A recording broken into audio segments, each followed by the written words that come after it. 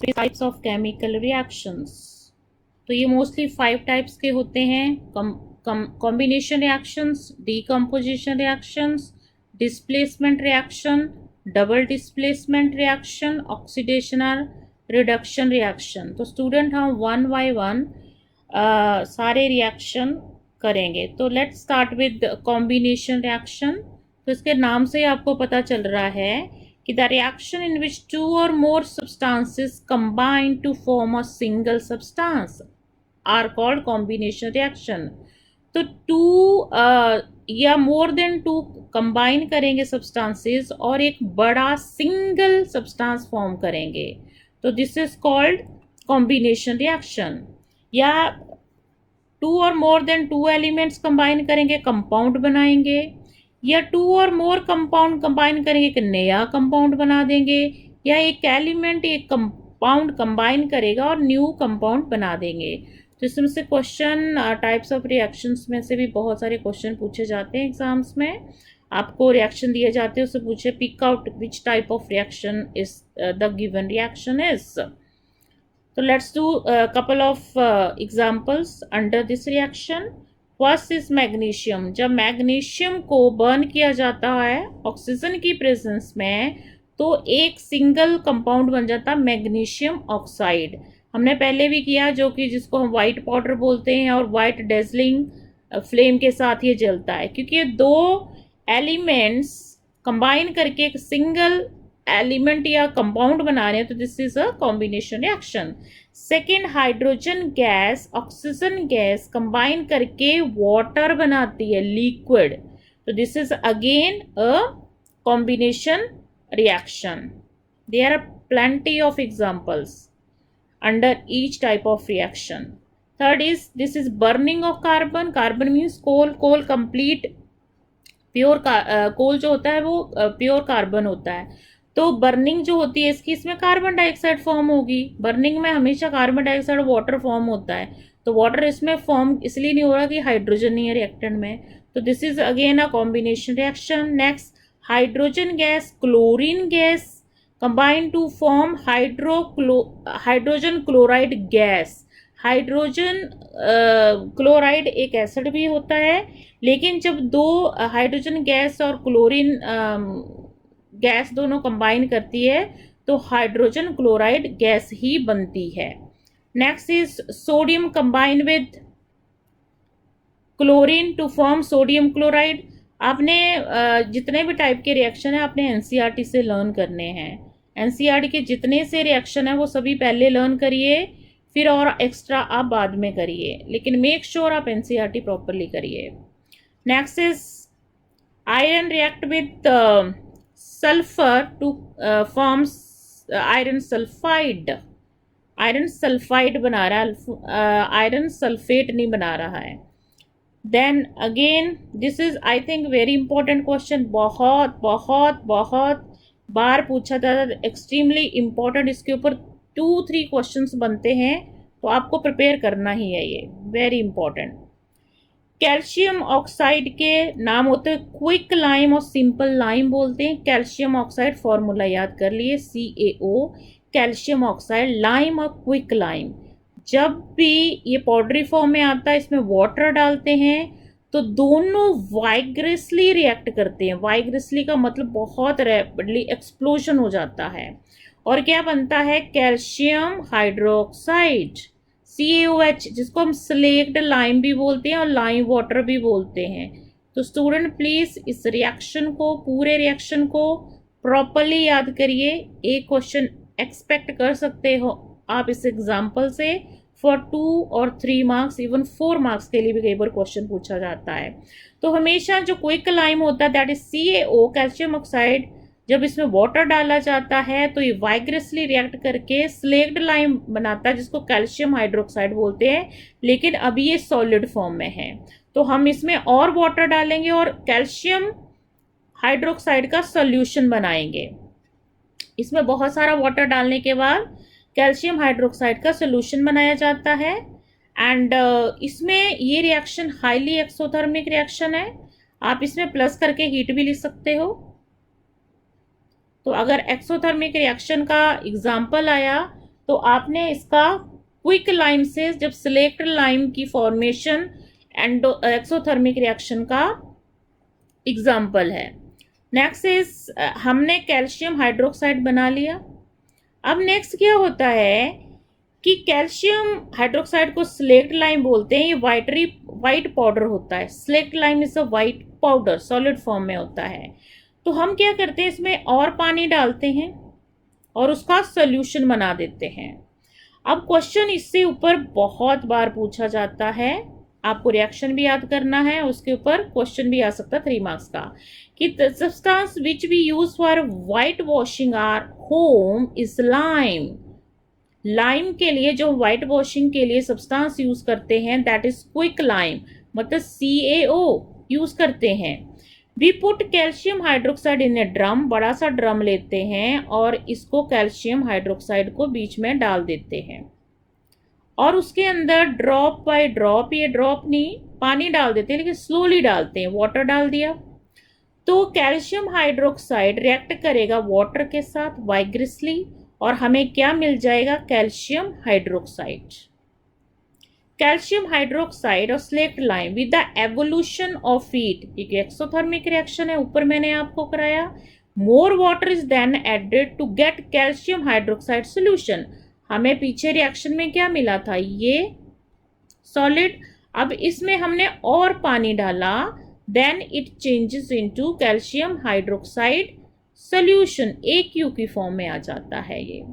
Now calcium hydroxide solution is then applied to walls of the house with the brush. अब wall के ऊपर हम इसको calcium hydroxide solution को wall के ऊपर लगा देते हैं ब्रश के साथ। Calcium hydroxide solution then applied to the walls react slowly with carbon dioxide present in the air. अब वॉल के ऊपर कैल्शियम हाइड्रोक्साइड अप्लाई कर दिया गया है तो calcium hydroxide with in 2 to 3 days of white washing, ये जो एयर के अंदर कार्बन डाइऑक्साइड होती है उसके साथ रिएक्ट करके कैल्शियम कार्बोनेट बनाएगा सॉलिड और वाटर भी फॉर्म होगा। तो air to form thin shiny layer of calcium carbonate on the wall of the house.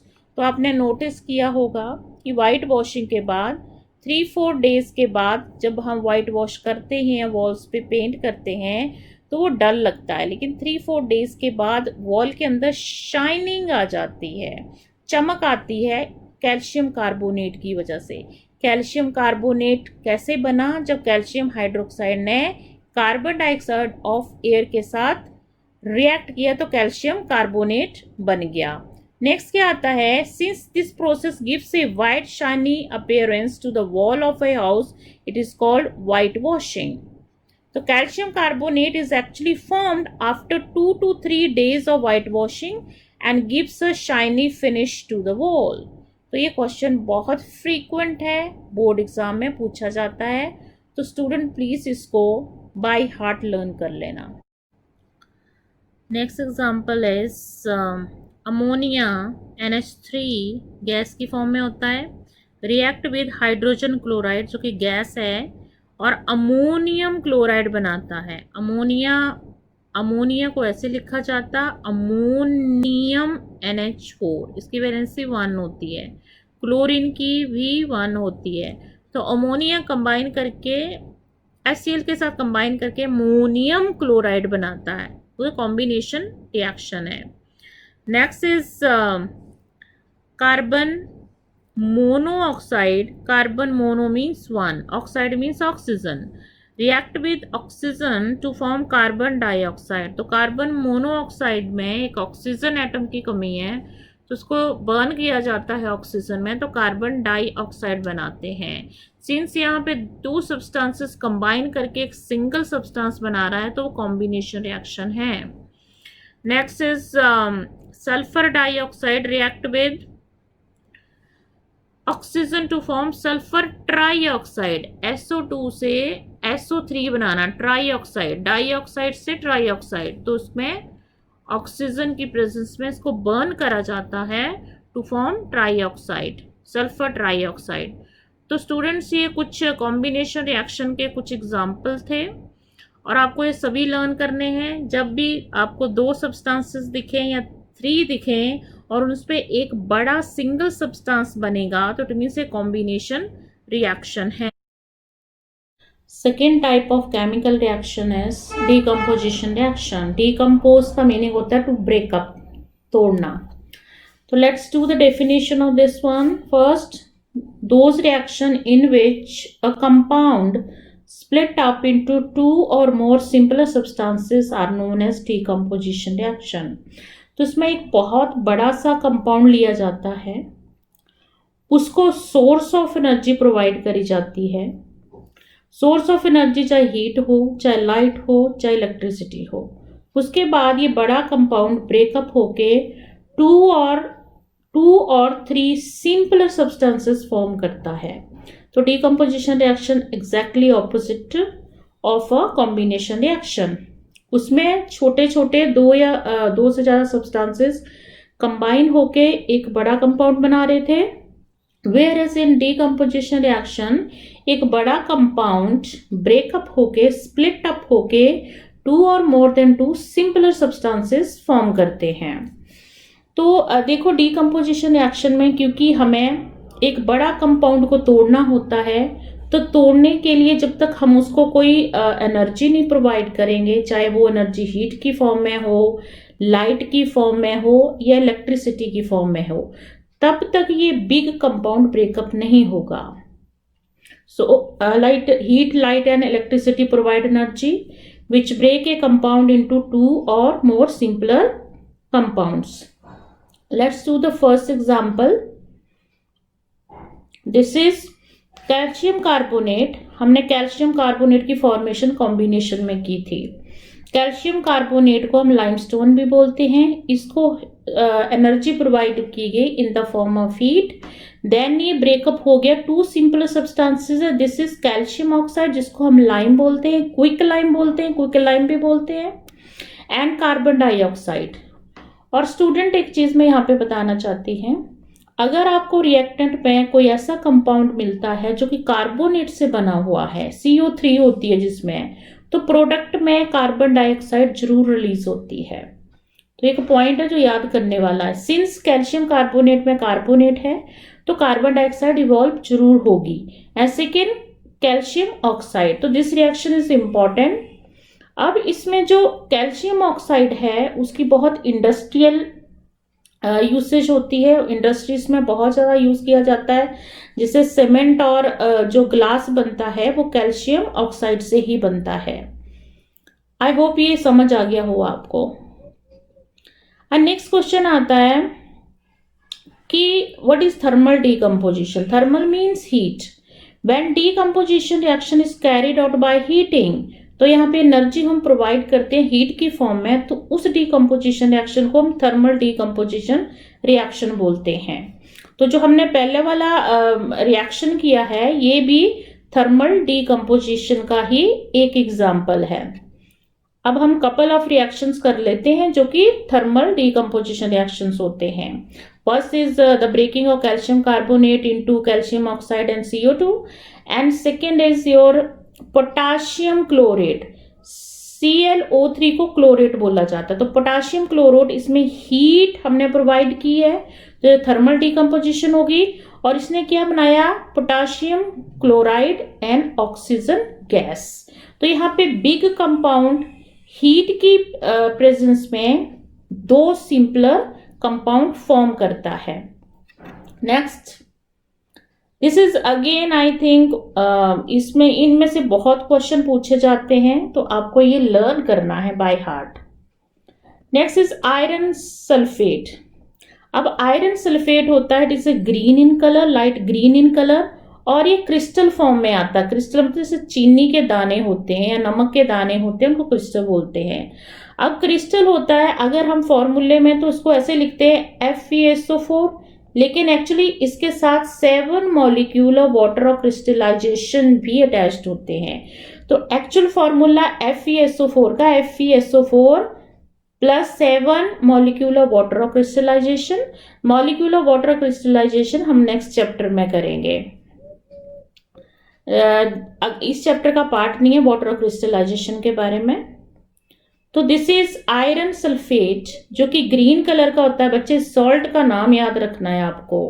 ये क्वेश्चन ये जो एग्जांपल है, आई थिंक इसमें से बहुत ट्रिकी क्वेश्चन पूछे जाते हैं, तो आपको अच्छी तरह से लर्न करने हैं। कलर हर सॉल्ट के याद करने हैं। ये भी थर्मल डीकम्पोजिशन है क्योंकि हीट की प्रेजेंस में हो रहा है। तो आयरन सल्फेट ब्रेकअप होके क्या बना रहा है, एक ब्राउन कलर का सब्सटेंस जिसको फेरिक ऑक्साइड भी बोलते हैं। फेरिक ऑक्साइड का दूसरा नाम आयरन ऑक्साइड भी होते हैं। आयरन ऑक्साइड 3 की फॉर्म में भी इसको लिखा जाता है। इसका कलर ब्राउन होता है। You can see the colour of iron ferric oxide in this picture, and this is ferric sulphate crystal which is green in colour. Brown colour का जो प्रोडक्ट बना, that is ferric oxide plus sulphur dioxide. Since sulphate का molecule है ये, तो sulphur dioxide form होना जरूरी है, और सल्फर ट्राइऑक्साइड भी फॉर्म होती है। तो जब भी आयरन सल्फेट की डीकम्पोजिशन होती है तो आयरन सल्फेट बनता है, या फेरिक ऑक्साइड बनता है, फेरिक ऑक्साइड बनता है, या आयरन ऑक्साइड बनता है which is brown in colour. आपको कलर इसका भी लर्न करना है, इसका भी लर्न करना है। And sulphur di and sulphur trioxide दोनों ही फॉर्म होते हैं। अब जब ये रिएक्शन हो जाता है, क्योंकि सल्फर डाई ऑक्साइड फॉर्म होती है, तो एक स्मेल ऑफ बर्निंग सल्फर हमें मिलती है, क्योंकि जब भी सल्फर डाइऑक्साइड फॉर्म होती है तो सल्फर की स्मेल आती है। सल्फर की स्मेल बहुत ही स्ट्रॉन्ग एंड पंजेंट होती है। तो आपको पता चल जाता है कि ये इस रिएक्शन में SO2 की फॉर्मेशन हुई है। तो iron sulphate is green in colour, decompose होके ब्राउन कलर का प्रोडक्ट बनाया है which is ferric oxide and sulphur dioxide और सल्फर ट्राइऑक्साइड। और सल्फर डाइऑक्साइड जब भी फॉर्म होती है तो we can have a smell of burning sulphur, जिससे पता चल जाता है कि आयरन सल्फेट ब्रेकअप हो गया है और उसने Fe2O3 SO2 और SO3 फॉर्म कर दी है। नेक्स्ट स्टूडेंट, हम इसी रिएक्शन को हम लेबोरेटरी में भी परफॉर्म कर सकते हैं। लेबोरेटरी में परफॉर्म कर सकते हैं, लाइक आपने एक बॉइलिंग ट्यूब ली। बॉइलिंग ट्यूब में आपने आयरन सल्फेट के क्रिस्टल लिए, FeSO4 के क्रिस्टल लिए। क्रिस्टल मीन्स दाने से लिए, उसको बर्न किया या हीट किया, क्योंकि थर्मल डीकम्पोजिशन है। उसके बाद ये देखो किसके फ्यूम निकले, बर्निंग सल्फर, क्योंकि गैस है, इसके गैस स्मेल आ रही है बर्निंग सल्फर की, मतलब गैस की फॉर्मेशन हुई है। वो गैस कौन सी है, SO2। तो इसको देखिए, इसकी पूरी गैस जो है बाहर इवेपोरेट आउट हो रही है, और इसमें क्या बन जाता है, Fe2O3 के क्रिस्टल यहाँ पे बन जाते हैं which is brown in colour. तो you can figure it out कि रिएक्शन हो रहा है नहीं हो रहा है, क्योंकि आप जो टेस्ट ट्यूब होती है उसको दूर से स्मेल कर सकते हो। अगर आपको कोई सल्फर की पंजेंट स्मेल आ रही है, इसका मतलब FeSO4 ब्रेकअप हो चुका है और उसने SO2, SO3 और Fe2O3 फॉर्म कर दिया है। This is again very important. और मैंने आपको ये बताया था कि आयरन सल्फेट जो होता है वो किस फॉर्म में होता है, इसमें 7 मॉलिक्यूल ऑफ वाटर और क्रिस्टलाइजेशन भी होते हैं। तो याद रखना, जब भी हम FeSO4 प्लस 7H2O को हीट करते हैं तो सबसे पहले ये 7 मॉलिक्यूल ऑफ वाटर और क्रिस्टलाइजेशन लूज कर देता है। मीन्स अब इसका क्या बन गया, हीट करने के बाद पहले ये बनेगा। सिंस इसके पास 7 मॉलिक्यूल ऑफ वाटर और क्रिस्टलाइजेशन नहीं है, तो इसको कहेंगे एनहाइड्रस।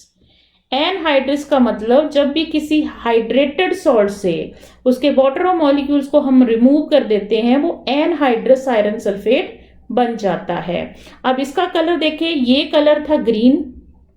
अगर हीट करने के बाद ये, अगर वाटर रिमूव करने के बाद, वाटर क्रिस्टलाइजेशन को रिमूव करने के लिए इसका कलर हो जाता है व्हाइट। तो FeSO4 व्हाइट इन कलर है। FeSO4 with 7 molecule of water of crystallization is green in color। तो पहले आयरन सल्फेट प्लस 7H2 से FeSO4 बनेगा, फिर FeSO4 ब्रेकअप करके Fe2O3 plus SO2 plus SA3 की फॉर्मेशन होगी। तो स्टेप्स में एक्चुअली होता ये ऐसे है। Let's move on, do the next one. This is again very important example of decomposition reaction. इसमें हमने लेड नाइट्रेट लिया है, पीबी लेड नाइट्रेट। पीबी की वैलेंसी 2 होती है, नाइट्रेट को NO3 लिखते हैं, इसकी valency 1। So formula of lead nitrate is PbNO3 twice. तो जब हम लेड नाइट्रेट को, जो कि कलरलेस है, उसका कोई कलर नहीं है, वाइट मत लिख देना, उसको हीट करते हैं हम, तो उससे फॉर्मेशन होती है lead oxide which is yellow in colour, and nitrogen dioxide which is brown fumes, क्योंकि ये गैस है तो फ्यूम फॉर्म में निकलेगी, एंड ऑक्सीजन गैस। तो this is again a very important reaction. और कुछ कपल ऑफ रिएक्शंस कर लेते हैं। Next is I think very extremely important from examination point of view. Next type of reactions हमने करने हैं, जैसे हमने अभी कर लिए कि डीकम्पोजिशन रिएक्शन कर लिए which was carried out by the action of heat. Now हम डीकम्पोजिशन रिएक्शन करेंगे which are carried out by using electricity. तो हम इलेक्ट्रिकल डीकम्पोजिशन करेंगे हम। तो इलेक्ट्रिकल डीकम्पोजिशन में सबसे पहले रिएक्शन है वाटर की डीकम्पोजिशन। वाटर लेना हमने, उसमें से इलेक्ट्रिक करंट पास करना है, तो उससे हाइड्रोजन गैस इवॉल्व होती है प्लस ऑक्सीजन गैस इवॉल्व होती है। तो इसको हमने परफॉर्म कैसे करना है, लेट्स सी इट। एंड जब हम वाटर को इलेक्ट्रिकली डीकम्पोज करते हैं तो उस प्रोसेस को बोलते हैं इलेक्ट्रोलिसिस ऑफ वाटर। तो actually we are doing electrolysis of water. तो उसके लिए हमारे पास एक पूरा सेटअप है, तो उसको समझ लेते हैं कैसे करना है ये। फर्स्ट ऑफ ऑल हमने एक वाइड माउथ एक ग्लास बॉटल ली है, लेकिन ये जो इसका ये बॉटम वाला पार्ट है इसको रिमूव कर दिया हमने, और इसको हमने इन्वर्ट जो है स्टैंड के ऊपर फिक्स करा हुआ है। एक्चुअली अपसाइड डाउन है ये, इसका बॉटम वाला हिस्सा जो है हमने रिमूव कर दिया है, और इसको इन्वर्ट स्टैंड के साथ उल्टा करके हमने इसको फिक्स किया हुआ स्टैंड के साथ। नेक्स्ट हमने करना है, एक रबड़ कॉक लेनी है जिसके अंदर 2 होल्स होने चाहिए बीच में, और उसके 2 होल्स में से कार्बन रॉड्स आपने इंसर्ट करनी है। कार्बन को हम ग्रेफाइड रॉड्स भी बोलते हैं, ये कार्बन इलेक्ट्रोड भी बोलते हैं। तो इसको हमने दोनों कार्बन इलेक्ट्रोड्स को कार्बन कॉर्क के बीच में इंसर्ट कर दिया है, as you can see black colour में जो हो। अब ये जो ग्लास बॉटल है इसको हमने 2/3 वाटर से फिल कर दिया है, और वाटर के अंदर हमने थोड़ा सा सल्फ्यूरिक एसिड भी डाला है। सल्फ्यूरिक, ये क्वेश्चन आता है, it can be framed as a question कि हमने सल्फ्यूरिक एसिड डालने का क्या पर्पस है। To make water a good conductor of electricity, ये क्वेश्चन की फॉर्म में बहुत बार पूछा जाता है कि सल्फ्यूरिक एसिड क्यों ऐड करते हैं वाटर में। To make water a good conductor of electricity. अब हमने क्या लेनी है, ये टेस्ट ट्यूब लेनी है जो कि बिल्कुल सिमिलर टाइप की है, उन दोनों को वाटर से फिल कर देना पूरा। देन इन दोनों टेस्ट ट्यूब को इन कार्बन इलेक्ट्रोड के ऊपर इंसर्ट कर देना है इन्वर्टेड फॉर्म में, उल्टी कार्बन इलेक्ट्रोड के ऊपर। नाउ हमने क्या करना है, जो एक हिस्सा जो है कार्बन इलेक्ट्रोड का जो कि ग्लास बॉटल की तरफ है, उसके ऊपर तो हमने ग्लास ट्यूब्स लगा दी है। दूसरी साइड में जो इलेक्ट्रोड हैं उनको हमने बैटरी के साथ कनेक्ट कर दिया है, और जो लेफ्ट साइड का कार्बन रॉड है उसको हमने ये क्या है, नेगेटिवली चार्ज कैथोड के साथ अटैच किया है। तो मतलब लेफ्ट साइड के जो कार्बन रॉड है उसको हमने कैथोड ऑफ द बैटरी के साथ कनेक्ट किया है, और जो राइट साइड का कार्बन रॉड है उसको हमने positive side means anode side में कनेक्ट किया है, और एनोड साइड में ही एक स्विच भी लगा हुआ है। अब ये पूरा सेटअप है, मीन्स हमने कार्बन रॉड के दोनों एंड्स को बैटरी के 2 टर्मिनल्स के साथ कनेक्ट कर दिया है, और बैटरी जो है 6 वोल्ट बैटरी है through with the help of wires, with the जो मीन्स जो लेफ्ट इलेक्ट्रोड है वो कैथोड के साथ अटैच्ड है, राइट जो है वो एनोड के साथ अटैच्ड है।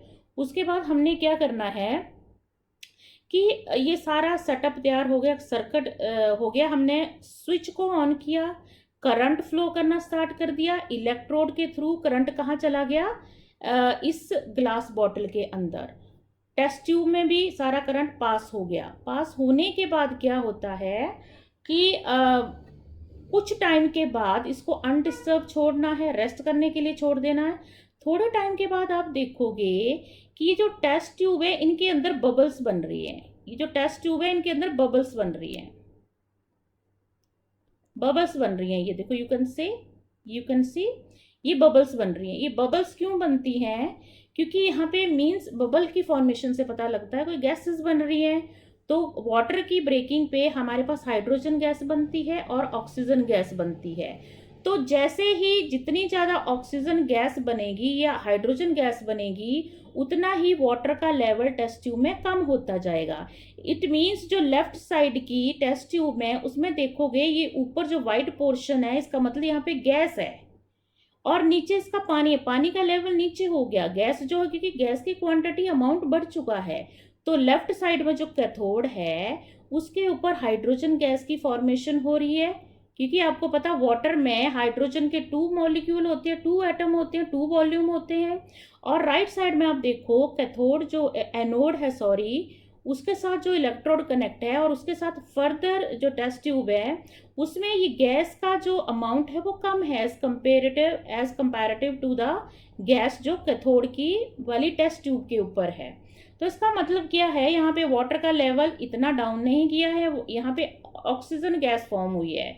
अब आप कैसे कह सकते हो कि लेफ्ट साइड में कैथोड पे या उस वाली टेस्ट ट्यूब पे हाइड्रोजन गैस फॉर्म हुई है?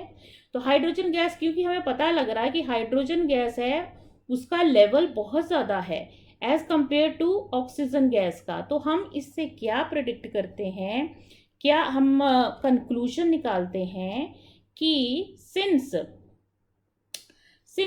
व्हेन द उसके बाद हम क्या करते हैं, जो गैसेस जो होती है, जब दोनों टेस्ट ट्यूब पूरी तरह से भर जाती हैं गैस के साथ, गैस की बबल के साथ, तो हम इसके सामने एक बर्निंग कैंडल लाते हैं। पहले लेफ्ट वाले टेस्ट ट्यूब के पास बर्निंग कैंडल लाते हैं, तो वहां पे जो गैस की बर्निंग होती है वो पॉप साउंड से होती है। तो pop sound means hydrogen gas. तो पॉप साउंड प्रूव कर रही है कि जो लेफ्ट टेस्ट ट्यूब में गैस फॉर्म हुई दैट इज हाइड्रोजन गैस। और राइट साइड में जो, क्योंकि ऑक्सीजन गैस है, एज यू नो कि ऑक्सीजन गैस जो होती है दैट सपोर्ट्स बर्निंग। तो जो हम कैंडल को लेकर आए उसके पास, जो उसकी लाइट थी और भी वो ब्राइट होगी, मीन्स वो ब्राइट लाइट के साथ कैंडल जो थी वो जलना स्टार्ट होगी। तो इसे हम प्रूव करते हैं कि जो लेफ्ट साइड में लेफ्ट टेस्ट ट्यूब में जो गैस बनी है that is hydrogen gas and right side में जो बनी है दैट इज ऑक्सीजन गैस। अब नेक्स्ट जो क्वेश्चन इसके ऊपर पूछे जाते हैं वो बहुत इंपॉर्टेंट है। क्वेश्चन कैसे पूछे जाते हैं, since electrolysis of water produces 2 volume of hydrogen gas, left side पे बनी है, and 1 volume of oxygen side right side पे बनी है, we conclude that ratio of hydrogen and oxygen element in water is 2:1 by volume. In other words, electrolysis of water show that water is a compound made up of 2 parts of hydrogen and 1 part of oxygen by volume. So formula of water is H2O. तो 2:1 की ratio में form होती है gases. ये hydrogen gas है, ये oxygen gas है। तो ये क्वेश्चन की फॉर्म में बहुत बहुत बार पूछा जाता है। इलेक्ट्रोलिसिस ऑफ वाटर, चाहे आप 3 मार्क्स का क्वेश्चन इसको लेके प्रिपेयर कर लो, 5 मार्क्स का क्वेश्चन आ सकता है, या बीच में छोटे छोटे क्वेश्चन पूछे जाते हैं, सल्फ्यूरिक एसिड क्यों डालते हैं, या हाइड्रोजन गैस कौन से इलेक्ट्रोड पे फॉर्म होती है, कैथोड पे होती है, ऑक्सीजन गैस कौन से पे होती है दैट इज अनोड पे होती है, कैथोड पे कौन सी गैस होती है और क्या उसका वॉल्यूम होता है, डबल होता है then the gas which forms on anode या right side of left side of circuit. तो this question is very very important, तो आपको ये करने हैं। Next example is when aluminium oxide which is always taken in molten state, aluminium oxide को molten state में हमने लेना है। वैसे भी किसी भी कंपाउंड की जब इलेक्ट्रोलिसिस होती है तो कंपाउंड आइदर या सोल्यूशन फॉर्म में होना चाहिए या मोल्टन फॉर्म में होना चाहिए। तो यहाँ पे एल्यूमिनियम ऑक्साइड है, एल्यूमिनियम की वैलेंसी 3 होती है, ऑक्सीजन की 2, that's why it is Al2O3। तो इसको हमने मोल्टन स्टेट में ले लिया। तो इस मोल्टन एल्यूमिनियम ऑक्साइड में से इलेक्ट्रिक करंट पास किया तो ये चेंज हो गया इनटू एल्यूमिनियम मेटल, लेकिन अभी वो भी मोल्टन स्टेट में है, प्लस ऑक्सीजन गैस। तो मोल्टन एल्यूमिनियम ऑक्साइड में से जब इलेक्ट्रिक करंट पास किया then it forms aluminium metal and oxygen gas. Next is अभी स्टूडेंट हमने 2 टाइप ऑफ डीकम्पोजिशन रिएक्शन कर लिए, थर्मल कर लिए, इलेक्ट्रिकल कर लिए, इलेक्ट्रोलिसिस इसको हम बोलते हैं। थर्ड हमने ये डीकम्पोजिशन रिएक्शन होते हैं which are carried out with the help of light energy. Light energy की हेल्प से हमने डीकम्पोजिशन रिएक्शन करने हैं। तो इसमें हमारे पास एग्जांपल है कि सिल्वर क्लोराइड, सिल्वर की वैलेंसी 1, क्लोरीन की valency 1 and silver chloride is white in colour. तो इसमें से हमने लाइट एनर्जी पास करनी है। तो लाइट एनर्जी चाहे बल्ब की हो, ट्यूबलाइट की हो या सनलाइट हो, तो उसमें से पास करके क्या होता है कि जो व्हाइट कलर का सिल्वर क्लोराइड है that changes into greyish white which is silver and yellowish green chlorine.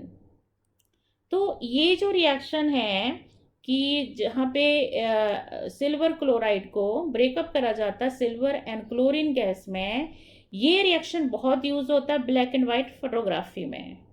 तो ब्लैक एंड व्हाइट कलर की फोटोग्राफी होती है, इसमें रिएक्शन होता है। तो कई बार क्वेश्चन पूछा जाता है ब्लैक एंड व्हाइट फोटोग्राफी में कौन सा रिएक्शन यूज होता है, राइट डाउन द इक्वेशन। तो इसको हमने क्या करना है, चाइना डिश लेनी है, उसमें 2 ग्राम सिल्वर क्लोराइड ले लिया, then put it under sunlight for some times. तो ये सिल्वर क्लोराइड चेंज हो जाता है ग्रेइश व्हाइट सिल्वर में। तो इट मीन्स जब ये ग्रे कलर का, व्हाइट कलर का सिल्वर क्लोराइड ग्रे में चेंज हो जाता है, इट मीन्स सिल्वर मेटल की फॉर्मेशन हो चुकी है। नेक्स्ट जो बिल्कुल इसके जैसा सिमिलर है, सिल्वर ब्रोमाइड लेते हैं हम, silver bromide, colour pale yellow है। सेम हमने लाइट एनर्जी इसमें से पास करनी है या इसको लाइट एनर्जी प्रोवाइड करनी है। तो ये डीकम्पोज हो जाएगा सिल्वर में, silver that is greyish white metal होती है, और bromine which is red brown gas होती है। तो ये भी हम ब्लैक एंड व्हाइट फोटोग्राफी में यूज करते हैं, silver chloride and silver bromide को। तो decomposition reaction here we are done with all of them. अब हम इसका थोड़ा सा यूज कर लेते हैं कि यूजेस और डीकम्पोजिशन रिएक्शन क्या होते हैं। सबसे पहले मेटल को उसके कंपाउंड से एक्सट्रैक्शन के लिए यूज करा जाता है ये, और इसमें से जो मेटल अगर हम इलेक्ट्रोलिसिस से एक्सट्रैक्शन करते हैं तो जो मेटल होती है वो हमेशा कैथोड पे फॉर्म होती है। क्वेश्चन एमसीक्यू की फॉर्म में आ सकता है, मेटल हमेशा कैथोड पे फॉर्म होती हैं। Next is decomposition. हमारी बॉडी में कौन से ऐसे रिएक्शन होते हैं जो कि डीकम्पोजिशन इन नेचर हैं। One is digestion of food, जैसे हम फूड खाते हैं, चाहे राइस खा लिए, व्हीट खा लिए, वो हमारी बॉडी में जाके डीकम्पोज होते हैं और छोटे छोटे सिमिलर सब्सटेंसेस में चेंज होते हैं, लाइक ग्लूकोज में, प्रोटीन चेंज होगा अमाइनो एसिड में। तो सिंस प्रोटीन और जो स्टार्च है वो बहुत बिग कंपाउंड है, मॉलिक्यूल्स हैं, उनको हम ब्रेकअप कर लेती है हमारी body with the help of different digestive enzymes, और वो छोटे छोटे सब्सटेंसेस में कन्वर्ट हो जाते हैं जो कि हमारे ब्लड में इजिली ऑब्जर्वेबल हो जाते हैं। नेक्स्ट इज ये एनसीईआरटी का क्वेश्चन, मैं आपको बता देती हूँ, ये क्वेश्चन बहुत इंपॉर्टेंट है, मैंने पहले भी बताया था आपको। A solution of substance x is use for white washing. तो वाइट वॉशिंग का मैंने आपको बताया कि कैल्शियम ऑक्साइड यूज होता है। सोल्यूशन का मतलब जब इसको वाटर में डालते हैं तो कैल्शियम हाइड्रोक्साइड बनाता है, जिसको हम स्लेक्ट लाइम या लाइम वाटर बनाते हैं। तो what is substance x, calcium oxide, इसको लाइम या क्विक लाइम बोलते हैं, इसका फॉर्मूला CaO हो गया। Right the reaction of x with water. तो वाटर के साथ रिएक्शन कैसे होता है इसका, calcium hydroxide CaO plus water forms CaOH2। इसको हम वॉल के ऊपर अप्लाई कर देते हैं। और जो कार्बन डाइऑक्साइड के साथ आपको पता है फर्दर रिएक्ट करता है और कैल्शियम कार्बोनेट बनाता है, जो कि बॉल्स को एक शाइनी अपीयरेंस देता है. Student, now let's proceed with the next type of reaction. This is displacement reaction.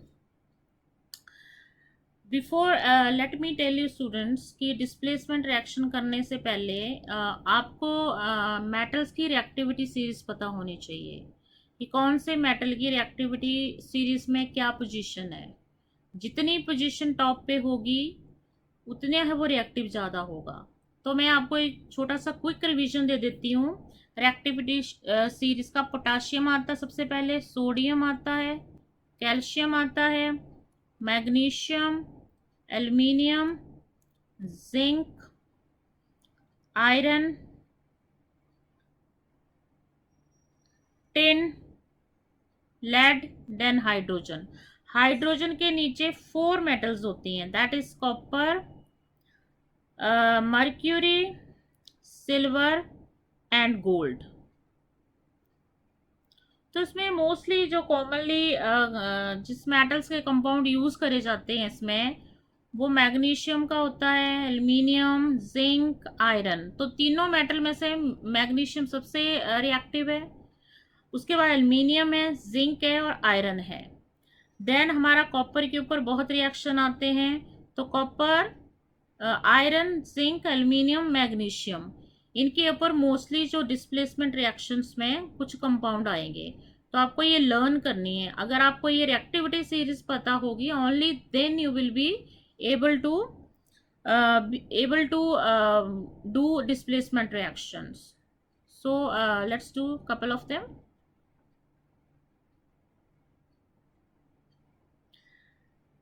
Let's do the definition first. Displacement reaction, those reaction in which one element takes the place of another element in a compound are known as displacement reaction. तो एक element होता है वो दूसरे element जो कि compound form में है उस एलिमेंट को उसी के कंपाउंड से या उसी के सॉल्यूशन से डिस्प्लेस कर देता है, निकाल देता है. मींस इसके लिए कंडीशन क्या होती है, जो एलिमेंट डिस्प्लेस करता है वो मोर रिएक्टिव होना चाहिए. कि in general more reactive element displaces a less reactive element from its compound. और जो ये कंपाउंड लिया जाता है वो सॉल्यूशन फॉर्म में लिया जाता है, एक्वस सॉल्यूशन फॉर्म में लिया जाता है. इट मींस एक मेटल है वो सॉलिड फॉर्म में ली जाएगी और एक जो कंपाउंड लिया जाएगा that has to be in solution form, otherwise ये रिएक्शन नहीं होगा. तो जैसे हमने कहा कि जिंक की स्ट्रिप ली हमने, उसको हमने कॉपर सल्फेट सॉल्यूशन में डालना है. लेकिन what is the colour of copper sulphate solution? Deep blue colour का होता है. देखिए ये जो डीप ब्लू कलर का सॉल्यूशन है इसको बोलेंगे कॉपर सल्फेट. अब जिंक की स्ट्रिप इसके अंदर डाल दी हमने, ब्लू कलर का कॉपर सल्फेट सॉल्यूशन लिया, उसके अंदर हमने डिप कर दी जिंक की स्ट्रिप ऐड कर दी उसके अंदर. तो होता क्या है, क्योंकि आपको पहले पता होना चाहिए कि जिंक और कॉपर की रिएक्टिविटी में कंपेयर करो पहले. एज यू नो कि जिंक जो होता है मोर रिएक्टिव होता है, रिएक्टिविटी सीरीज में ऊपर आता है कॉपर तो हाइड्रोजन के नीचे है लेकिन जिंक हाइड्रोजन के ऊपर है. दैट्स मीन कि जिंक जो है मोर रिएक्टिव देन कॉपर है, तो जिंक आराम से डिस्प्लेस कर देगा. तो कॉपर जिंक का कलर सिल्वरी वाइट होता है. तो ये क्या करेगा, इसको डिस्प्लेस करेगा, इसको सॉल्यूशन को, इसको बिल्कुल अलग कर देगा, कॉपर बन जाएगा इसका जो कि रेडिश ब्राउन कलर का होता है और कॉपर की जगह ले लेगा खुद बना देगा जिंक सल्फेट. अब आपको कैसे पता चला कि ये रिएक्शन हो गया? क्योंकि कलर चेंज होता है, कलर चेंज से पता चलता है डिस्प्लेसमेंट रिएक्शन हुआ या नहीं हुआ है. जैसे कि कलर इनिशियली क्या था, कॉपर सल्फेट की वजह से डीप ब्लू कलर का था, जैसे रिएक्शन होता गया जिंक ने डिस्प्लेस कर दिया कॉपर को, उसके बाद जो सोल्यूशन का colour changes from blue to colourless. तो इट मींस ये रिएक्शन हो चुका है, जो जिंक ने कॉपर को अपने ही इसके कॉपर सल्फेट सोल्यूशन से डिस्प्लेस कर दिया है क्योंकि इससे कलरलेस सोल्यूशन बन चुका है. तो ये रिएक्शन हुआ क्या है, क्योंकि zinc is more reactive than copper. ये रीजन है इसका होने का। तो ये रिएक्शन बहुत इंपॉर्टेंट है, ये एग्जाम में एक क्वेश्चन जरूर पूछा जाता है। नेक्स्ट इज हमने मैग्नीशियम लिया है, मैग्नीशियम की मेटल ली है, एक पीस ऑफ मैग्नीशियम लिया है, सिल्वरी व्हाइट कलर का होता है। बच्चे आपको सॉल्यूशंस के कलर जरूर याद करने हैं डिस्प्लेसमेंट रिएक्शंस के लिए। तो कॉपर सल्फेट का अभी हमने पहले ही किया कि कॉपर सल्फेट का कलर ब्लू होता है। अब मैग्नीशियम क्योंकि मोर रिएक्टिव है, मैग्नीशियम तो थर्ड फोर्थ प्लेस पे आती है रिएक्टिविटी सीरीज में, कॉपर तो हाइड्रोजन के नीचे आता है। तो मैग्नीशियम ज्यादा रिएक्टिव है, तो मैग्नीशियम डिस्प्लेस कर देगा कॉपर को, मैग्नीशियम सल्फेट बना देगा प्लस कॉपर जो कि रेडिश ब्राउन कलर का है वो सेपरेट आउट हो जाएगा। तो ब्लू कलर का सोल्यूशन चेंज हो जाएगा कलरलेस में। Colourless means magnesium sulphate, zinc sulphate का कलर भी कलरलेस होता है, मैग्नीशियम सल्फेट का भी कलरलेस होता है। तो ये रिएक्शन क्यों हुआ? क्योंकि magnesium is more reactive than copper. Let's do the next one, copper sulphate. अब हमने आयरन मेटल का पीस लिया, आयरन जो होती है ग्रे कलर में होती है, इसको कॉपर सल्फेट सोल्यूशन में डाल दिया जो ब्लू कलर का होता है, तो इससे ग्रीनिश कलर का आयरन सल्फेट बन गया प्लस कॉपर बन गया। अब क्वेश्चन आता है रिएक्शन क्यों हुआ? क्योंकि iron is more reactive than copper, hydrogen के ऊपर आयरन होता है, हाइड्रोजन के नीचे कॉपर होता है, तो कॉपर तो लेस रिएक्टिव है, इसलिए आयरन ने कॉपर को कॉपर सल्फेट सोल्यूशन से सेपरेट आउट कर दिया। तो कलर कैसे चेंज हुआ सोल्यूशन का? ब्लू कलर था सोल्यूशन का, that changes into greenish colour. तो आयरन सल्फेट जो होता है that is greenish in colour and copper sulphate is bluish in colour. तो ये रिएक्शन क्यों हुआ? क्योंकि iron is more reactive than copper. तो इन तीनों रिएक्शन जो हमने अभी किए हैं, मोस्टली जो फर्स्ट और थर्ड हमने किया है, आप ये सोच के चलिए एग्जाम में दोनों में से एक जरूर आएगा। तो please prepare these reactions so well. Let's see the another one. अभी हमने एक्सपेरिमेंट भी लैब में परफॉर्म किया है इसका। अब ये ब्लू कलर का सोल्यूशन है, मीन्स ये कॉपर सल्फेट है, इसके अंदर हमने आयरन ली, नेल जो होती है इसको किल बोलते हैं। तो इसको पहले किसके ऊपर आयरन ऑक्साइड की लेयर होती है, तो उसको सैंड पेपर से रब कर लेना, उस लेयर को रिमूव कर लेना है। देन आपको कॉपर सल्फेट सोल्यूशन में आयरन नेल को डाल दो और इसको हाफ एन आवर के लिए ऐसे अनडिस्टर्ब छोड़ दो। उसके बाद सोल्यूशन में से आयरन नेल बाहर निकाल लो। तो आयरन नेल पहले कौन से कलर की थी? आयरन थोड़ा ग्रेश कलर का होता है या व्हाइटिश ग्रेश होता है, तो ये देखो रेडिश ब्राउन कलर का हो गया। ये क्यों हो गया? क्योंकि कॉपर ने कॉपर सल्फेट सोल्यूशन को छोड़ दिया और वो किसके ऊपर उसने लेयर बना ली? आयरन नेल के ऊपर। तो आयरन नेल जो पहले व्हाइटिश कलर की थी अब रेडिश ब्राउन की होगी। और सोल्यूशन देखो ब्लू से चेंज हो गया ग्रीन में, ग्रीन में चेंज हो गया। तो ग्रीन किसकी वजह से बना? आयरन सल्फेट की वजह से। तो ये रिएक्शन जो है इंपॉर्टेंट है। मैंने आपको बोला फर्स्ट एंड थर्ड रिएक्शन बहुत इंपॉर्टेंट है, लर्न करना बहुत जरूरी है, इसमें से एक जरूर आएगा आपको एग्जाम्स में। Let's do the next one. This is I don't think this is that much important, but आप कर लीजिए कि हमने लेड लिया, ब्लूइश ग्रे होता है, उसको कॉपर क्लोराइड में डाला। अगेन कॉपर क्लोराइड का कलर होता है ग्रीन, जिससे कॉपर सल्फेट का ब्लू था, कॉपर क्लोराइड का ग्रीन कलर होता है। तो आपको पता है लेड जो है मोर रिएक्टिव देन कॉपर होता है। लेड जो है हाइड्रोजन के ऊपर है, कॉपर हाइड्रोजन के नीचे है, तो naturally lead is more reactive than copper. तो उसने डिस्प्लेस करके लेड क्लोराइड बना दिया which is colourless, and copper जो सेपरेट आउट हो गया दैट इज रेडिश ब्राउन। तो स्टूडेंट अभी तक हमने जो कलरलेस कंपाउंड करे हैं, सोल्यूशन करे हैं, पहला था जिंक सल्फेट, सेकंड था मैग्नीशियम सल्फेट, थर्ड था लेड क्लोराइड। तो तीनों कलरलेस हैं। और कॉपर सल्फेट ब्लू था, कॉपर क्लोराइड ग्रीन कलर का है। तो ग्रीन कलर का solution changes into colourless solution, that means ये रिएक्शन हो चुका है because lead is more reactive than copper. Let's do the another one. Fifth is silver. I think this is also important, ये भी important है, ऊपर वाले से इम्पॉर्टेंट ज्यादा ये है।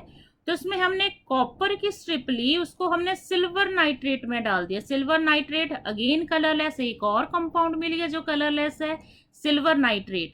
तो यहाँ पे क्या बना? Copper nitrate. कॉपर की वैलेंसी 2 होती है, नाइट्रेट की 1, that's why copper nitrate twice. तो इसका कलर क्या है? ब्लू। आपको पता कॉपर सल्फेट का कलर भी ब्लू है, कॉपर नाइट्रेट का भी ब्लू है, और सिल्वर जो कि ग्रेश व्हाइट है वो सेपरेट आउट होगी। क्यों हो गया ये displacement reaction? Because copper is more reactive than silver है। Next example is iron metal reacts with dilutes hydrochloric acid and जो iron is more reactive than hydrogen, तो हाइड्रोजन को डिस्प्लेस कर देती है HCl से, तो खुद बना देती है आयरन क्लोराइड, आयरन सल क्लोराइड। एक्चुअली जो डिस्प्लेसमेंट रिएक्शन होते हैं मोस्टली उनके ऊपर क्वेश्चन आता है जिनमें कलर चेंजेस होता है। सिंस आप देख रहे हो यहाँ पे कोई कलर चेंज नहीं हो रहा है, तो आई डोंट थिंक ये डिस्प्लेसमेंट रिएक्शन इतने इंपॉर्टेंट होते हैं। तो next is magnesium HCl hydrochloric acid के साथ रिएक्ट करिए। आपको पता है magnesium more reactive than hydrogen, तो ये रिएक्शन ऑब्वियसली होगा, क्या फॉर्म होगा? Magnesium chloride plus hydrogen gas, because magnesium is more reactive than hydrogen according to reactivity series. Next is sodium metal react with water to form sodium hydroxide solution and hydrogen gas. तो इसमें sodium आपको पता बहुत highly reactive metal है, वो hydrogen से तो ज़्यादा रिएक्टिव है, जिसको हाइड्रोजन को ही डिस्प्लेस कर देती है वाटर से, और क्या बना देती? सोडियम हाइड्रोक्साइड, जो कि एक बहुत ही स्ट्रॉन्ग एल्कली है। तो this reaction takes place because sodium is very much more reactive than hydrogen according to reactivity series. Next is chlorine react with potassium. I don't think ये रिएक्शन आपको जरूरी है करना, इंपॉर्टेंट नहीं है। दूसरा कर लेते हैं। नेक्स्ट कॉपर ऑक्साइड जो होता है, वैसे इसका कलर गिवन नहीं है, ब्लैक होता है। ब्लैक सब्सटेंस जो होता है दैट इज कॉपर ऑक्साइड, कई बार क्वेश्चन पूछा जाता है। ये मैग्नीशियम के साथ रिएक्ट कर रहा है, magnesium is more reactive than copper, तो क्या फॉर्म हो जाता है? Magnesium oxide and copper separate हो गया। तो this reaction took place because magnesium is more reactive than copper. Copper oxide का कलर ब्लैक होता है। Next is this reaction is important, also important. तो इसमें आयरन ऑक्साइड लेना है, आयरन 3 ऑक्साइड लेना है, मीन्स आयरन की वैलेंसी यहाँ पे 3 होती है। जब आयरन की वैलेंसी 3 होती है उसको हम या फेरिक ऑक्साइड बोल देते हैं, आयरन 3 ऑक्साइड बोलते हैं। इसको एल्यूमिनियम के साथ रिएक्ट कराया, हीट किया, एक्चुअली इसको हीट करते हैं हम। हीट करने के बाद क्या बनता है? एल्यूमिनियम ऑक्साइड, और मोल्टन स्टेट में आयरन बनता है। जो आयरन आपको मिलेगा ये सारा मोल्टन स्टेट में मिलेगा। मोल्टन स्टेट में क्यों बनेगा? क्योंकि ये रिएक्शन हाईली एक्सोथर्मिक होता है। ये हम मेटल एंड नॉन मेटल वाले चैप्टर में करेंगे। इस रिएक्शन को थर्माइट रिएक्शन बोला जाता है, थर्माइट रिएक्शन बोला जाता है। तो this reaction is also important. तो स्टूडेंट यहाँ पे हमने खत्म कर लिया सिंगल डिस्प्लेसमेंट रिएक्शन से, क्योंकि इसमें in all these reactions only one element displaces another element from its compound, that's why it is called single displacement reaction.